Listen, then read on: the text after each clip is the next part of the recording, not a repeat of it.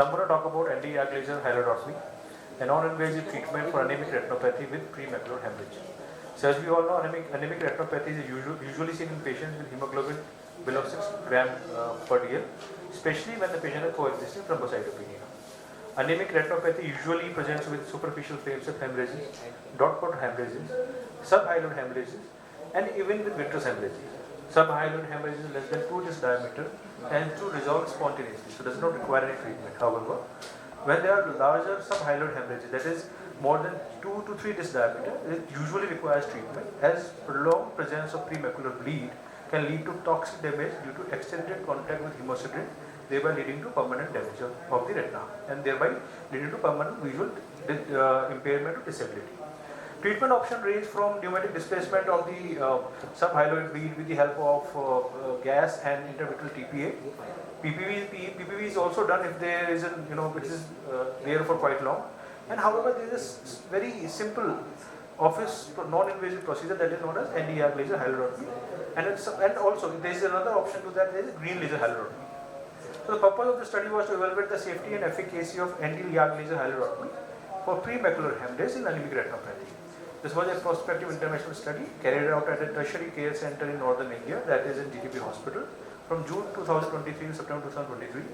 12 patients with acute vision loss secondary to premacular hemorrhage larger than 2 disc diameter attributable to anemic retinopathy were included. Outcome measures were successful hyaloidotomy, change in the visual acuity, and adverse event like macular hemorrhage, macular holes, retinal holes, or RD, because we know that YAGLaser has a photoreceptive effect.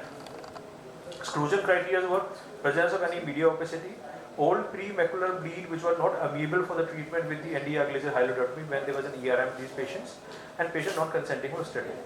So all recluded patient underwent complete ophthalmic examination that included best corrected visual acuity, serial color fundus photography, and SD-OCT at baseline, post procedure at 1 week, at 4 week, and at 8 week.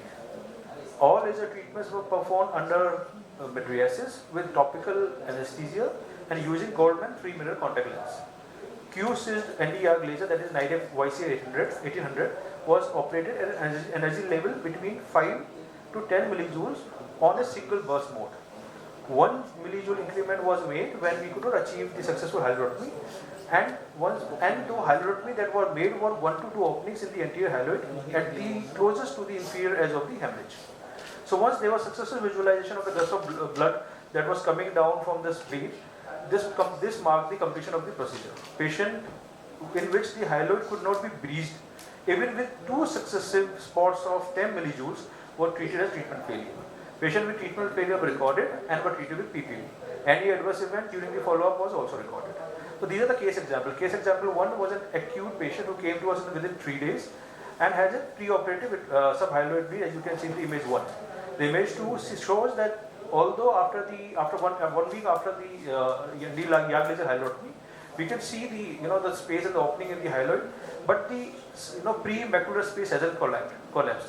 And at 4 weeks, the vision recovered to 6/6 with the collapse of the hyaloid phase and absolutely normal retina.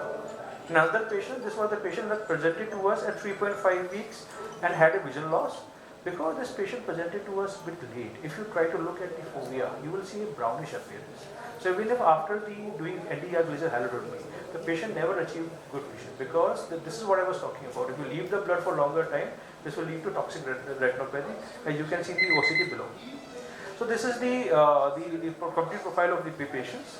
So my results are that the mean time of presentation in our study was 5.2 days. 11 out of 12 patients could achieve successful result. There were no adverse event. The mean energy required to 6.8 millijoules, and all patients except one achieved good visual acuity, that 6/6. So in conclusion, I would like to say the laser hyaloidotomy or Q-Sys laser is safe, non-invasive, outpatient method advised for early presentation of subhyaloid hemorrhage. However, case with delayed presentation can also undergo this procedure with caution, because they tend to require more energy, and they are the patients which can tend to undergo treatment failure.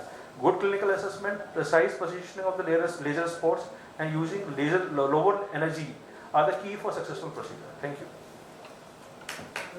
Thank you, doctor. Yeah, nice. You showed some very good pictures. Did you have an inclusion criteria about the duration of the hemorrhage, or no, you just took up all Ma'am, hemorrhage? we did not take any cases which were more than 4 weeks. Did you show that in your inclusion? Ma'am, that was acute. When I mentioned acute, this is what it acute.